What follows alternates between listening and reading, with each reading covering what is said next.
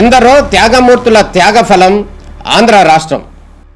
నేడు ఆంధ్రప్రదేశ్లో ప్రజలు సుఖ సంతోషాలుగా ఉన్నారా? ప్రస్తుతం ప్రజల మధ్య ఉన్న కులాల కుంపట్లు ఎవరి కోసం? చంద్రయాన్ రాకెట్ యుగంలో కూడా వర్ణ విభేదాలు దేనికి సంకేతాలు? రాజకీయ పార్టీల నేతలు ఏం చెప్తున్నారు? నేటి కాలంలో ప్రపంచాన్ని శాసించే మన యువత మేధాశక్తి ఏం కోరుకుంటుంది? తెలుసుకోవాలంటే ఆంధ్ర యువగలం. ప్రజల మాటే మా నోట. వేదికపైనున్న గౌరవ ముఖ్యమంత్రి నారా చంద్రబాబు నాయుడు గారికి, గౌరవ ఉప ముఖ్యమంత్రి పవన్ అన్నకి, బీజేపీ రాష్ట్ర అధ్యక్షులు మాధవ్ గారికి, రవాణా శాఖ మార్చులు రాంప్రసాద్ రెడ్డి గారికి, సత్యకుమార్ యాదవ్ గారికి, వేదికమైన ఎమ్మెల్యేలు ఎంపీలకి, ప్రత్యేకంగా ఈ సమావేశానికి విచ్చేసిన మా ఆటో డ్రైవర్లందరికీ పేరు పేరున నా హృదయపూర్వక నమస్కారాలు. ఇంట్లో ఎన్ని ఇబ్బందులున్నా ఎవరైనా ఆటో ఎక్కితే నవ్వుతూ పలకరిస్తారు మా ఆటో డ్రైవర్లు. గ్రామ స్థాయి నుంచి దేశ రాజకీయాలంతా కూడా ఆటో డ్రైవర్లే ఆటోలో చర్చిస్తారు. పోయిన 5 సంవత్సరాలు చూసాం. మీ మౌత్ పబ్లిసిటీ దెబ్బకి వైనాట్ 175 కాస్త వైనాట్ 11 అయినాయి. విశ్వవిఖ్యాత నట సార్వభౌమ స్వర్గశ్రీ నందమూరి తారక రామారావు గారు కూడా డ్రైవర్ గా నటించిన సినిమా డ్రైవర్ రాముడు. మీ అందరి బాలయ్య నా ఒక్కడికే ముద్దల మావయ్య అయినా బాలయ్య బాబు గారు డ్రైవర్ గా నటించిన సినిమా లారీ డ్రైవర్. అంతేకాదు పవన్ అన్న కూడా నటించారు, డ్రైవర్ గా నటించారు. ఆ సినిమా పేరేంటి ఇంపడట్లా, అత్తారింటికి దారేది. ఆనాడు అన్న ఎన్టీఆర్ కాకి డ్రెస్ వేసుకుని రాష్ట్రం మొత్తం చైతన్య రథం పైన వెళ్తే ఢిల్లీ మొత్తం గడగడలాడించిన వ్యక్తి. చంద్రబాబు నాయుడు గారికి ఆటో డ్రైవర్ల సమస్యలు బాగా తెలుసు. కేబినెట్ మీటింగ్ లో ఏనాడు ఎప్పుడైతే మేము చర్చిస్తామో మా ఆటో డ్రైవర్లకి మేము అండగా నిలబడతామని పదే పదే చెప్తారు. అందుకే ఆటో డ్రైవర్ల సేవ పేరుతో ఈ రోజు ఈ పథకం మన ప్రజా ప్రభుత్వం రూపొందించింది. నేను ఎప్పుడు తిరుగుతున్నప్పుడు ఆటో వెనకాల ఉన్నా మీరు ఏదైతే రాస్తారో చదువుతూ ఉంటా. ఒక కొటేషన్ నాకు బాగా నచ్చింది. ఆ కొటేషన్ ఏంటంటే, వర్షం ఎలా పడుతుందని పిల్లలు అడిగినప్పుడు దేవుడు కురిపిస్తున్నారని చెప్పొద్దు, మనం ఒక్క మొక్క నాటితే ఒక్క నీటి బట్టు వర్షం ద్వారా వస్తుందని ఒక ఆటో డ్రైవర్ పెట్టుకున్నారు. అంటే ప్రకృతి పట్ల మనకున్న బాధ్యత ఆ ఆటో డ్రైవర్ ఈరోజు సమాజానికి నేర్పిస్తున్నారు. ఇంకొక ఆటో డ్రైవర్ కొటేషన్ చూసా, అందరూ బాగుండాలి దాంట్లో నేను కూడా బాగుండాలని చెప్పారు. మూడో కొటేషన్, జరా భద్రం భయ్యా మనందరం చల్లగా ఇంటికి వెళ్ళాలి. అంటే స్పీడ్ గా నడపద్దు, ర్యాష్ గా నడపద్దని ఆ ఆటో డ్రైవర్ చెప్పే పరిస్థితి. ఈ కొటేషన్లన్నీ మీకు ఎందుకు చెప్తున్నానంటే, మా ఆటో డ్రైవర్ల మనసు పెద్ద మనసు. ఎవరన్నా బ్యాగ్ మర్చిపోతే తిరిగి వాళ్ళకి అందిస్తారు, ఎవరన్నా పొరపాటున సెల్ ఫోన్ మర్చిపోతే వాళ్ళ ఇంటికి చేర్చుతారు.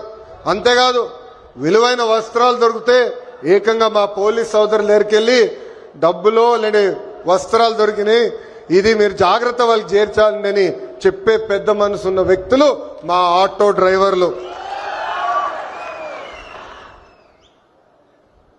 ఆటో వెనుక నవ్వు తెప్పించే కొటేషన్లు కూడా ఉన్నాయి స్వామి. అప్పు చేసి కొన్నాను నన్ను చూసి ఏడవద్దు అని చూసావిడు. అప్పు చేసి కొన్నాను నన్ను చూసి ఏడవద్దు. ఇంకోటి, హాయని ఆశ పెంచొద్దు, బాయని బాధ పెట్టద్దు. అంటే ఎప్పుడు ఆటో వెనకాల బండి ఉంటే నవ్వుతూ ఉంటాం. సమాజం పట్ల మాకున్న బాధ్యత తెలుస్తుంది. ఎన్ని సమస్యలున్నా ఎన్ని ఇబ్బందులున్నా నవ్వుతూ ఆదరిస్తారు మా ఆటో డ్రైవర్లు.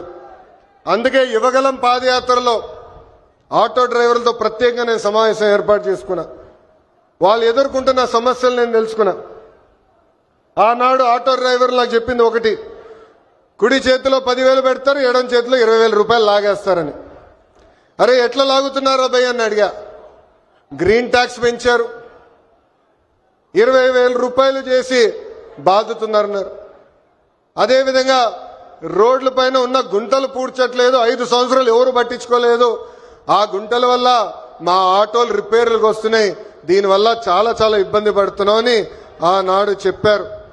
అందుకే మీ ఆదరణతో 94% సీట్లు ఈరోజు ప్రజాప్రభుత్వం కైవసం చేసుకుంది. మన ప్రభుత్వం అధికారంలోకి వచ్చిన వెంటనే గ్రీన్ ట్యాక్స్ ని ఏకంగా 3,000 రూపాయలకి తగ్గిస్తాం జరిగింది. అంతేకాదు పవన్ అన్న నాయకత్వంలో సుమారుగా 2,000 కోట్ల రూపాయలు ఖర్చు పెట్టి గుంటలంతా కూడా మనం పూడ్చడం జరిగింది. ఈ రోజు ఎక్కడ లేని విధంగా కొత్త రోడ్లు కూడా మన ప్రభుత్వం వేస్తున్నాం. అంతేకాకుండా ఆటో స్టాండ్లు ఏర్పాటు చేయాలి, మీకు అక్కడ తాగునీరు అందజేయాలి. ప్రత్యేకంగా మహిళలు ఆటోలు తోలుతున్నప్పుడు వాళ్ళకి కావాల్సిన టాయిలెట్లు కూడా అక్కడ ఏర్పాటు చేయాలి. ఎలక్ట్రిక్ ఆటోలు మీకు అందిస్తమే కాదు, ఛార్జింగ్ పాయింట్ కూడా ఏర్పాటు చేయాలని ఆనాడు మాకు చెప్తాం జరిగింది. ఇది చేసే బాధ్యత కూటమి ప్రభుత్వం తీసుకుంటుందని ఈ సభాముఖంగా ప్రజలందరికీ నేను తెలియజేస్తున్నాం. నేను యువగలం పాదయాత్ర చేసినప్పుడు మహిళల్ని కించపరిచే విధంగా ఆనాడు రోజా గారు మాట్లాడారు. మా తెలుగు మహిళ చీరలు గాజులు ఆమెకి ఇచ్చేదానికి వెళ్ళినప్పుడు వెళ్ళిన ఆటోని ఆనాటి పోలీస్ సోదరులు సీజ్ చేశారు. ఆ ఆటో డ్రైవర్ పేరే హమీద్ బాషా. పాపం ఈ ఆటో పైన ఆయనే కాదు, ఆయన కుటుంబంలో ఉన్న 5గురు ఆధారపడి ఉంటారు. అతను నా దగ్గరికి వచ్చి, అన్నా నేను ఇబ్బంది పడుతున్నా, నన్ను ఆదుకో అంటే గౌరవ ముఖ్యమంత్రి శ్రీ నారా చంద్రబాబు నాయుడు గారు ఆనాడు నేను ఫోన్ చేసి ఒక ఆటో ఇవ్వాలనుకుంటే ఒకటి కాదు, ఏం అవసరం ఉన్నా ఆ కుటుంబాన్ని ఆదుకో, ఇది మన బాధ్యత అని చెప్పిన వ్యక్తి చంద్రబాబు నాయుడు గారు. సామాన్యుడి కారు ఆటో, వర్షం వస్తే ఇంటికి తీసుకెళ్లేది మా ఆటో డ్రైవర్లు. ఏకంగా చిన్న పిల్లల్ని సేఫ్ గా స్కూల్కి తీసుకెళ్లి తిరిగి తీసుకొచ్చేది మా ఆటో డ్రైవర్లు. అనారోగ్యంతో ఎవరన్నా బాధపడితే అంబులెన్స్ లాగా మారి ఆసుపత్రులు కూడా తీసుకెళ్లేది మా ఆటో డ్రైవర్లు. పనికి గాని ఆఫీస్కి వెళ్లాలన్నా, ట్రైన్ ఎక్కాలన్నా, బస్ ఎక్కాలన్నా ఫీడర్ వెహికలే మన ఆటో. మీరు ఆటో తోలి ప్రజలకి మెరుగైన సేవ చేస్తున్నారు కనుకనే మీ రుణం తీర్చుకునేదానికి ప్రజా ప్రభుత్వం ఈరోజు ఆటో డ్రైవర్ల సేవలు అన్న పథకాన్ని నేను రూపొందిస్తాం జరిగింది. కార్మికులు డ్రైవర్లు తమ వాహనాలు పూజలు చేసుకుంటారు దసరా పండగప్పుడు. దసరా పండగ అయిన కరెక్ట్ గా 3 రోజుల్లోనే ఈ రోజు ఆటో డ్రైవర్ల అకౌంట్ లో 15,000 రూపాయలు ప్రజా ప్రభుత్వం అందజేయబోతుంది. సుమారుగా 3 లక్షల మంది డ్రైవర్లకి ఈ కార్యక్రమం వర్తిస్తుంది. అందుకే నేను ఇక్కడున్నా మిమ్మల్ని అందరిని ఒకటే కోరుతున్నా, మన వృత్తిలో డబ్బులు ఖర్చు పెట్టాలి, మెరుగైన సర్వీస్ అందజేయాలి. అప్పుడే మనకు కూడా అద్భుతమైన మార్కెట్ వస్తుంది. ఆవకాయ పట్టాలన్నా, అంతరిక్షానికి వెళ్లాలన్నా, ఆటో అద్భుతంగా తోలాలన్నా మా మహిళలే చేయగలుగుతారు. నేను ఇక్కడికి వచ్చినప్పుడు ఏకంగా స్వర్ణలత గారు నన్ను నడిపారు. ఆమె ఇంట్లో పడుతున్న కష్టాలు నేను నేరుగా తెలుసుకునేదానికి అద్భుతమైన అవకాశం వచ్చింది. ఇక్కడ ఉన్న మగవాళ్ళ కన్నా మా అక్కనే అద్భుతంగా నడిపింది. ఈరోజు